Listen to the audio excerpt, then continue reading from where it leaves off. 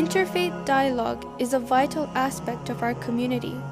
Holding events that present the religion of Islam in its purity and perfection allows for the wider population to grasp a better and more positive view of Islam.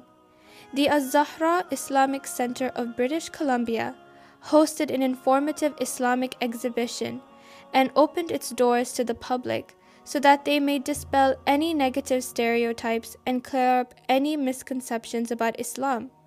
Ahlulbayt TV takes you for an exclusive look at this profound event hosted by our Canadian counterparts in Vancouver.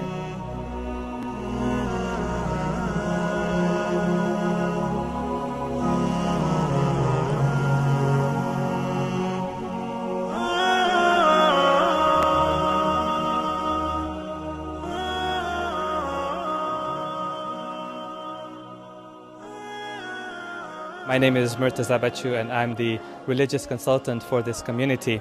The reason for organizing this event actually is a principle from the Quran. Allah subhanahu wa ta'ala says, "Ud'u ila sabili rabbika bil hikmati wal maw'izati al hasana." Call to the path of Allah subhanahu wa ta'ala with wisdom and with a goodly advice as well. And I think all of us here believe that Islam is such a beautiful religion that if only we were to convey it to our society, to our friends, to our colleagues, that they would see the beauty in our religion. Now, maybe some of them may convert to Islam and they may become Muslims, but even if they do not become Muslims, at least they are willing to work with Muslims. They think of Muslims as a part of the fabric of Canadian society, and they don't harbor animosity towards Muslims. I think we were all concerned about the recent poll that came out, the Angus Reid survey, where it showed that at least 56% of Canadians do not trust, or 54% of Canadians do not trust Muslims, and they don't have a positive opinion of Muslims. And the numbers are higher in Quebec. And we just thought as a community that we had a role to play in this. So just imagine if we were to open up our doors, and every year I estimate we get around 1,000 people who come to our center. In 10 years, that's 10,000 people. That's 10,000 people who understand Islam better, 10,000 people who are willing to work with Muslims, and 10,000 people who are willing to support us and think of us as a part of Canadian society. Well, one thing I will point out, it took a lot of hard work and effort, a lot of pre-planning.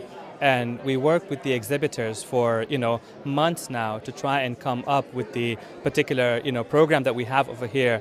What's different this year, we've really tried to move away from posters and a lot of written information, and we've moved on to kind of hands-on material, short bursts of information, and just things that people can look at and say, hey, I have a question about that. I want to talk to you about that. I told my exhibitors that actually you are the main show, you are the person, and the rest of it is just a theater, and you're the one who's supposed to engage your audience in the dialogue. And I think they've been wonderful at doing that. I think that's some of the feedback we have received today.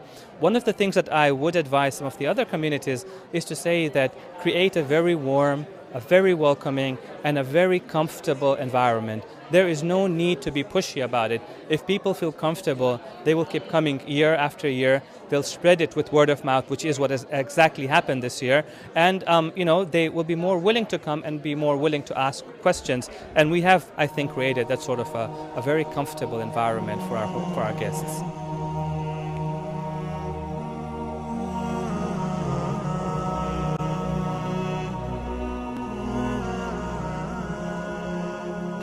الله أكبر. بسم الله الرحمن الرحيم. الحمد لله رب العالمين. الرحمن الرحيم. مالك يوم الدين. إياك نعبد وإياك نستعين. اهدنا الصراط المستقيم صراط الذين أنعمت عليهم غير المغضوب عليهم ولا الضالين.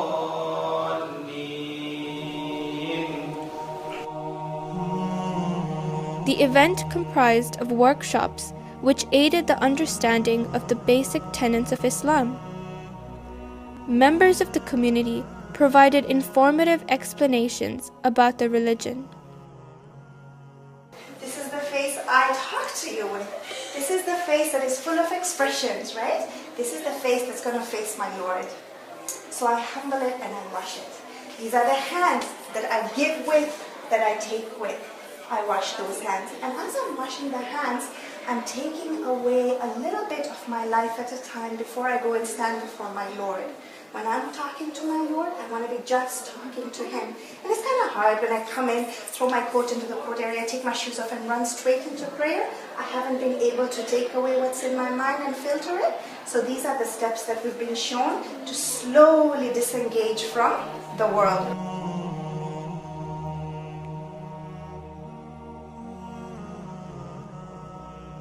It's a reminder that God created us from clay, and we're going to go back to clay.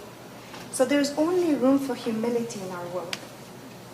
What are we? Nothing, right? We have a span of, 60 to 90 years, and after which we'll just become part of the carbon cycle, back into the earth. Right? My exhibit is the hijab exhibit booth, and it is just an explanation about what hijab is, not only the covering of the head, but what hijab is altogether, and what hijab is for men and women, not just for one person. First, I researched about my exhibit. Then I looked for verses of the Holy Quran and the Holy Bible about hijab. And then I came up with content that I could put up and ways I could put it up in different ways. And then we put it all together. Oh, I definitely enjoyed taking part in writing down in chalk, on the chalk fabric. And yes, I learned a lot from it. I learned different ways and why they wear the different styles of hijab. And I learned some other reasons on how I can tell my friends and the community about why I wear the hijab. I was invited by Mohammed. I didn't know what was the purpose, but when I came here, I've seen lots of people, and it seems like interaction, and which is good because I learned a lot, especially the inventions. So our exhibit has two parts. The first part is we have mentioned some heavenly fruits. Mostly these fruits are mentioned in the Holy Quran. So we have some references, the ayat of the Quran, and a little bit about the fruit. We have also done some research on the scientific benefits, so health benefits of eating those fruits. And the second part of our exhibit was spirituality in food. So emphasizing that Islam emphasizes on the spiritual aspect of food. So when we eat food, we have to make sure the food is halal. So what do you mean by what the definition of halal is? So that, and then also what kinds of food we're allowed to eat, what kinds of fish, certain animals, birds, and why we don't eat pork. So all these things are what we have tried to cover. And another important thing was etiquettes of eating and drinking. That's a very important part of Islam because Islam is a way of life. And so we have tried to highlight those points as well. The importance of maintaining those mealtime manners. Yeah. The processes I went through in preparing for this exhibit was an interesting one. We did a lot of research work on this. We had to go through different references, get information. There was a lot of graphics. So we had a graphic designer help us in a lot of making a lot of posters around. And then we did a lot of research in the Quran as well to get the ayats of the Quran that are talking about different fruits. And mostly we had to do a lot of research about what is halal food, what is considered to be halal, the whole process, and certain animals that we're allowed to eat, why we're not allowed to eat fish without scales, why is alcohol prohibited in Islam, and also why pork is prohibited in Islam. So we went through a lot of research, and with the help of my friends, we were able to come up with whatever you see here. Yes. I certainly enjoyed putting up this exhibition, and I learned a lot from it, and I'm sure my friends have the same opinion, because when you do a lot of research, you just gain a lot of knowledge along with it. And yes, it's all beneficial knowledge, and yes, we had a great time preparing for this exhibit. The best thing I liked about our exhibit is our setup. We were able to set up and make it look attractive, and we have certainly achieved in attracting a lot of people to our exhibit, and they've been able to gain a lot of information. And I think that was the best part of our exhibit, is to know that people are actually benefiting from it. To give you an example, last year we established a vision of inclusion for our community, and I can't think of a better, more perfect event that fosters that vision. Even though we established the vision of inclusion last year, this event has been running for 3 years now, and that just goes to show how more proactive and more informed and more educated the youth of this community are. So it's just a step in the right direction, and it's just an extremely impressive event. It was just a pleasure having sitting down with dinner with people from various communities, and they were just amazingly impressed with the various exhibits that are around, and even mingling and walking around this evening during the exhibits and stuff like that has just been very positive feedback from everyone. Again, it does align to our vision of inclusion in terms of bringing more knowledge and education to a variety of members of our community, and both internally and externally. We call this the highway to heaven on number 5 road, which embeds every single community from every single culture and provides a diverse experience for everyone. The event was a success and attracted several individuals of different age groups, cultures, religions, and professions. We spoke to them about how the event enhanced their understanding of Islam. I'm here because of the invitation of the people here, and I've always enjoyed intermingling with different cultures. They are important to me because of understanding amongst the different groups that make up our fair city of Richmond. And if we understand each other, we can live in harmony together. I've benefited because I've gotten to know different cultures.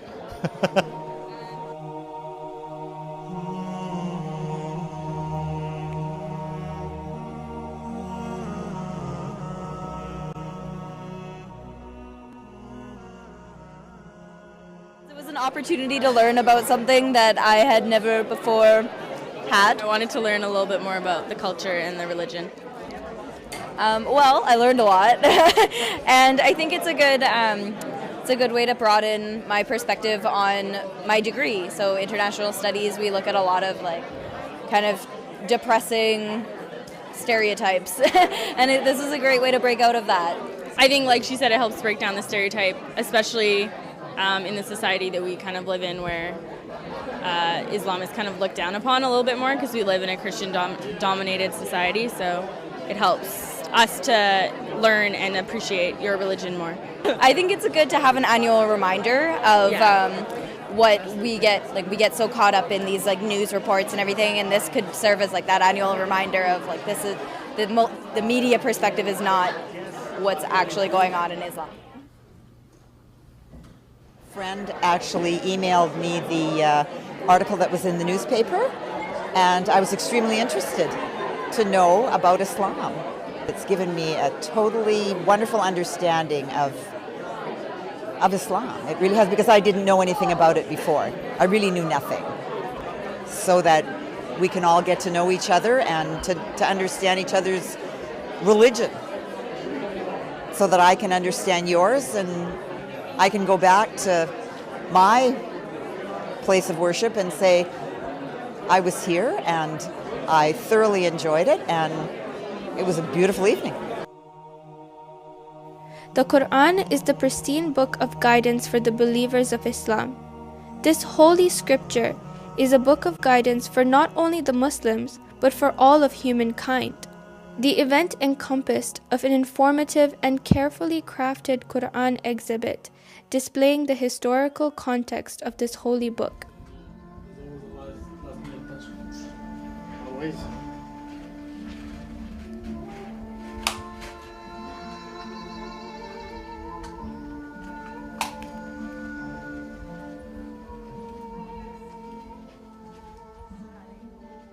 This is the first time we are having the Holy Quran exhibit. And the Holy Quran exhibit, obviously it's a very vast subject. It's very difficult to present it in a concise way. What we have done is we have chosen 4 specific themes that we have been trying to present. The first theme is the introduction to the Quran, which has been presented as a scroll. The fact that it is the Quran is a continuation of what has been revealed in the past, and God talks about it in the Quran. The second theme that we have presented is the fact that the Quran links us up with the other Abrahamic faiths, and we have chosen certain prayers, certain du'as that have been recited by Prophet Abraham, Prophet Moses, Prophet Noah, and Prophet Isa, Jesus. That is the second part. The third part is more to do with the practice in our religion. Focuses on the general basic belief that we have, and then goes on to practices in life and what we need to do to better ourselves as human beings, and to the types of acts that we can do to get closer and closer to God. That is the third part of the exhibit, which covers most of the area. The fourth part of the exhibit is more to do with verses of the Quran which relate to science and Quran, and that presentation has attracted a lot of attention simply because we have chosen certain verses of the Quran which we have then linked up with scientific and scientists who have worked along those ideas. So for example, talking about astronomy and what it is that the Quran says about astronomy and constellations, and what was the work done by scientists along the lines of astronomy and so on. I think the favorite part of the exhibit is difficult again to point out, because every part of it has been unique and has been challenging.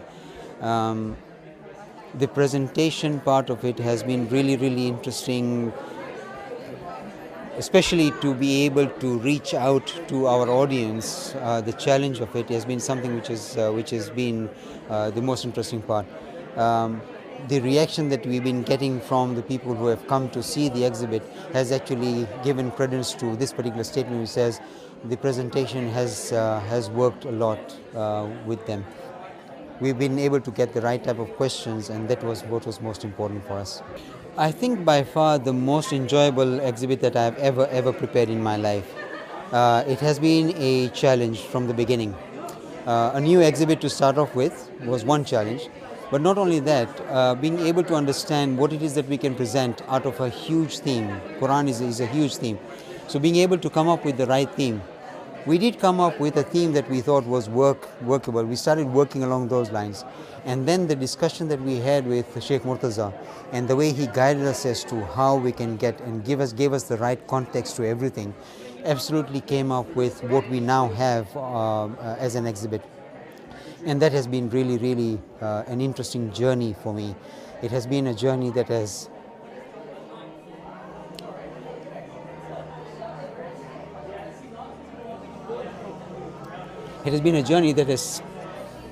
taken me to understand the Quran much better.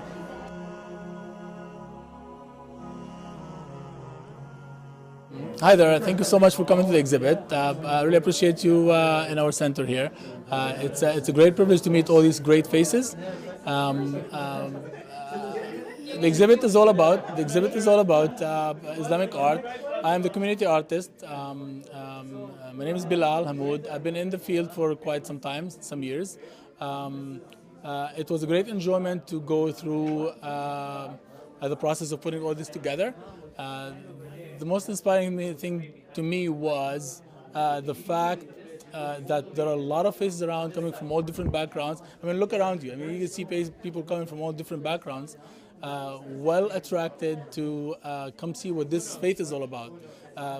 What this great master craftsman work that was done years and years ago by great artists. I should also say that people are very curious to know what this faith is all about, and to see the artistic perspective of Islam in general.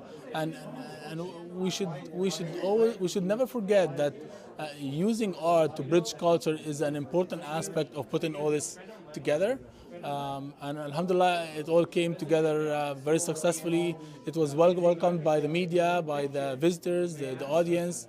There was great speakers as well from different backgrounds, universities, great scholars. It's just good to be around people like that. It was a very complicated process, going back in history from the day I became a collector of Islamic artifacts and Islamic art.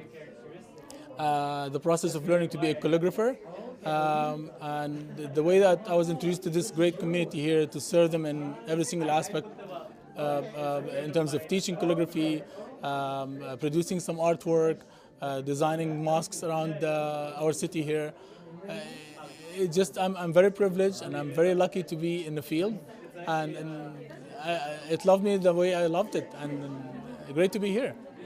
And then he came up with this idea before he died to collect the best, finest Islamic art ever calligraphed, copy of the holy books in all museums around the world, Arab and non-Arab Islamic worlds, and then he put them all in one book. Oh, wow. So this is the finest work of all the Qur'ans ever existed in museums. And that is all hand He took one done. page from each, or 2 pages maximum from each Quran, almost 1 or 2 copies from every country. So he had a journey in finishing this project. And alhamdulillah, it came to a good outcome. You can see it's quality paperwork, a lot of illumination, 24 karat gold. It's very heavy. Not this book in particular, but the Quran copy was very heavy because they used karat gold ink in it and written on vellum.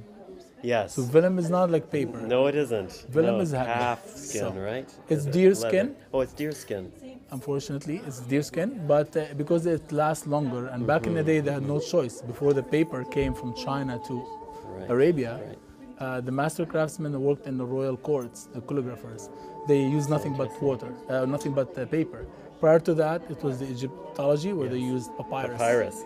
And so our original manuscripts in the Bible were all in papyrus, and that's why we don't have any of the original manuscripts. And then in the 300s, the 200s, 300s, they've moved to vellum, and so our major manuscripts are actually our vellum as well. So we have a bit of the same tradition, except that Islam came a little later than Christianity. True. During the time when vellum was in the process of changing. Oh, that's but so if interesting. if I have the time to flip this and show you the different copies, it's really very inspiring to see that it's like an encyclopedia of copies of finest work of calligraphy put into Qurans. Yeah.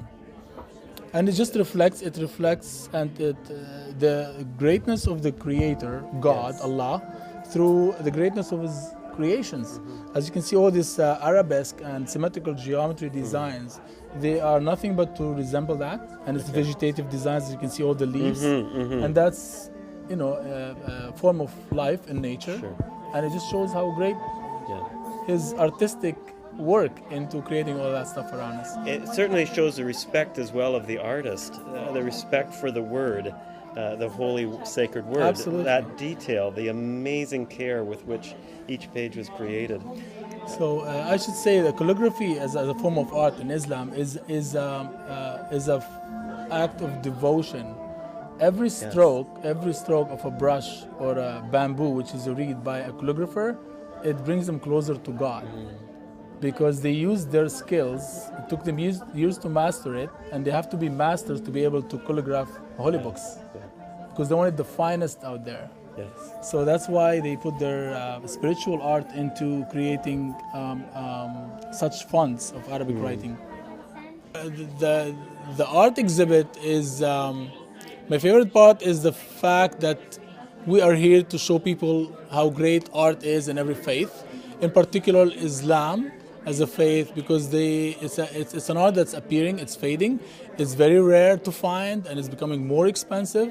There are very few museums in Canada, and I really encourage people to start looking up for this kind of art and learn from it and what it resembled in terms of culture and multiculturalism. My favorite piece was a piece from the Museum of Richmond. We thank the authority for letting us borrow that piece. It's a great piece. Everybody admired it. and looking forward to working with great authorities around here in that same field. Yeah, like how do we build that bond? You've done so well, to try to visit us as much as you can, and like you're saying, what would Jesus do? Yeah. How do we, there's always that resistance. I was saying. I think that you have shown us a way, because you have welcomed us. You've made events like this. You've shown amazing hospitality. I always feel really warmly welcomed and connected. And I wish that we at Peace Mennonite Church would do the same, that we would set up events like this and welcome our Muslim friends and brothers and sisters to come. And we've already had a meal together once. We've done that. It was a beginning, and yet that hasn't carried on. So I think that one of the things that I really appreciate about Muslim-Christian dialogue is that you guys are not afraid to say, this is what we believe, and maybe it's going to be different than Christians, and yet we want to listen to what Christians have to say. Like even at that event where I was told, could you as a Christian come and share what Christians believe about how to be in the world, how to relate publicly your faith in broader culture? And I thought, wow, that's a really brave question to ask a Christian, because, obviously as a follower of Jesus, it'll be different. Yeah. And you're right, you have all these young kids sitting there, and they're going to be hearing this Christian say things that maybe are different from Muslim beliefs, but there's no fear. There's this kind of relaxed attitude, and I think that's really the way forward. That's a really great beautiful. way to build relationships. Yeah, I think, at least it's my personal opinion, that if your faith cannot withstand talking to someone else, then what is your faith at all? Great. If it's not strong enough to have a conversation with someone, and that essentially to me means that you don't believe your faith is strong enough to converse with someone, and that if someone conversed with you, you would lose your faith. So I think if you're not able to talk to someone, then your faith isn't strong enough. I think you're right. And sometimes when I have a conversation with a Christian that I disagree with, like a Joel Osteen or a Westboro Baptist, I find myself almost getting into an argument, or it can almost, the tensions can raise. You get very passionate. Yeah, maybe, because we should believe the same thing. Yeah. When I meet with my Muslim brothers and sisters, we already know that we're on different footing. We don't have, but we have a lot in common yet. We focus on that commonality. We want to be friends. We want to say, how can we still have a relationship even if we disagree? And once we've established that friendship, then we're ready to especially talk about things that we're holding in common, like how we want to make Richmond a better place, and we'd like to just be a light to our neighbors for good religious interfaith dialogue, and also then the things that we'd like to talk about where we think differently. I was looking for something to do on the weekend.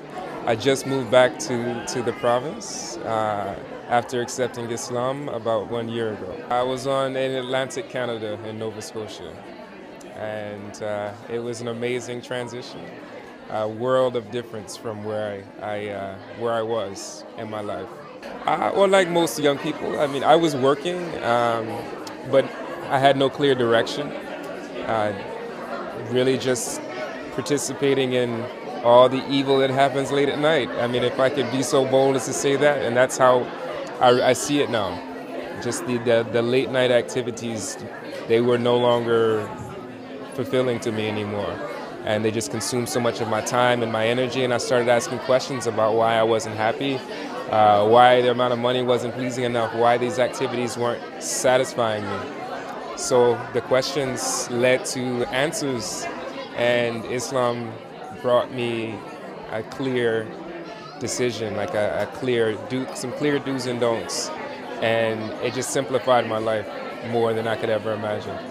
So now it's life's easier. Everything comes easier now. No, actually, I came here thinking it would be a small community event with a few Muslims doing for themselves and entertaining each other, and this is a completely open event that brought way more people than I could have ever imagined, and a lot of non-Muslims and people from all sorts of walks of life, and genuinely interested in Islam, genuinely interested in even my story, how I came. They have so many questions, and I didn't realize how much I had to share when it came to from the perspective of a Muslim until I was asked by non-Muslims.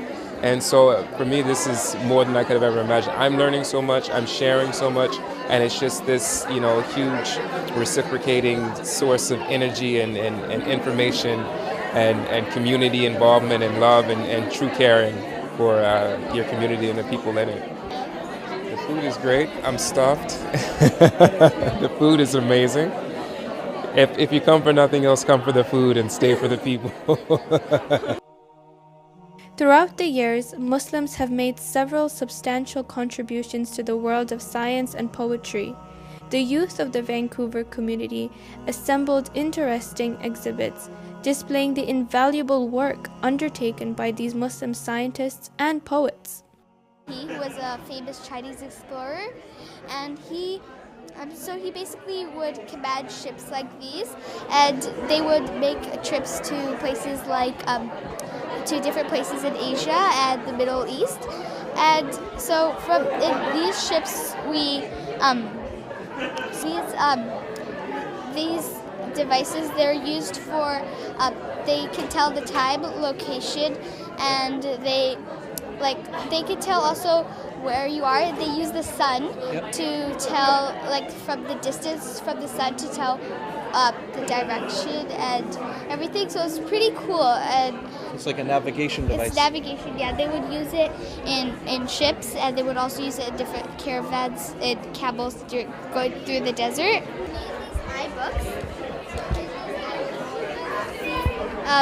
You can see different things about scientists, explorers, philosophers, and poets. So if you went to the beginning and looked at the scientists, we have, so Maryam al-Astrolabia, you saw the astrolabe over there.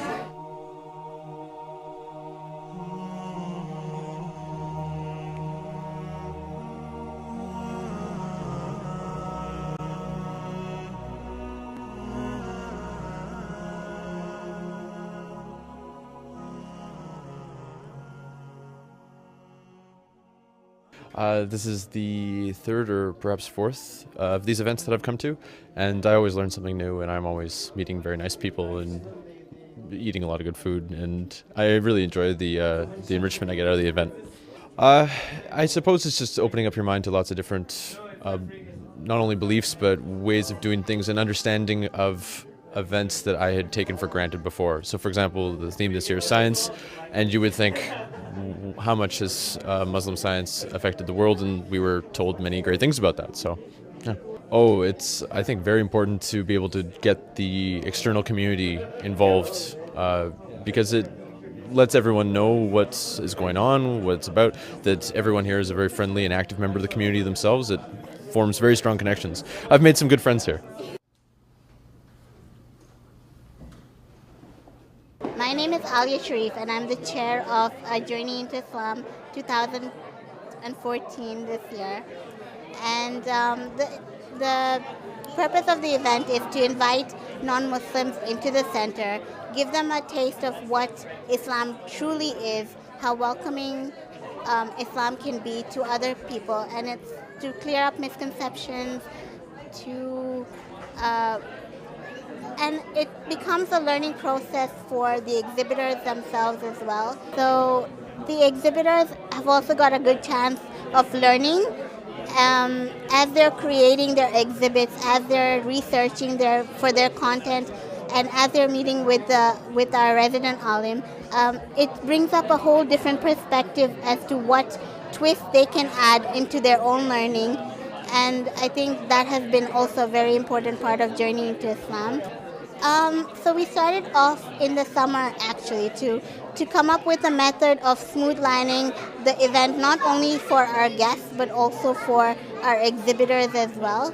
The first step was actually meeting up with each of the exhibitors and making sure that they understood what the objectives of each exhibit were. Then they were given some time, and they were able to work with our resident alim to come up with a better way to research and to present their content. And the last step was to actually do the physical display that you see around you, and to come up with a more interactive way to get the people coming in, the guests coming in, to interact with their exhibit. So that was a major part of this year, is to convince the guests that they needed to interact with the exhibits as well. So the benefits of organizing such an event is that you're actually motivating not only your community members to interact with the people on the outside, on the greater community, but you're also forcing yourself to be more open. It's a way of marketing our community in a positive light, and I think that has been a really big impact on the whole event as well. The feedback that we've got from some of the people this year, especially tonight, it started a little bit way before, getting feedback from the exhibitors saying that they are learning so much of the religion that they didn't know about. But the guests who have come in have also been really impressed by the amount of information, the depth that Islam can talk about and has been displayed tonight. And I think that has been something that has been improved on from last year. And I mean, every year has been a learning curve, and I'm pretty sure that this year is going to be just another one for the event next year. The event was successful and brought the community of Richmond together. Individuals who had never attended one of these events before developed a newfound appreciation and understanding of Islam. Hosting such events is of paramount importance, as it not only creates a dialogue among the various faiths, but it also strengthens ties with our brothers and sisters of different paths. As Imam Ali once said, a person is either your brother in faith or your equal in humanity.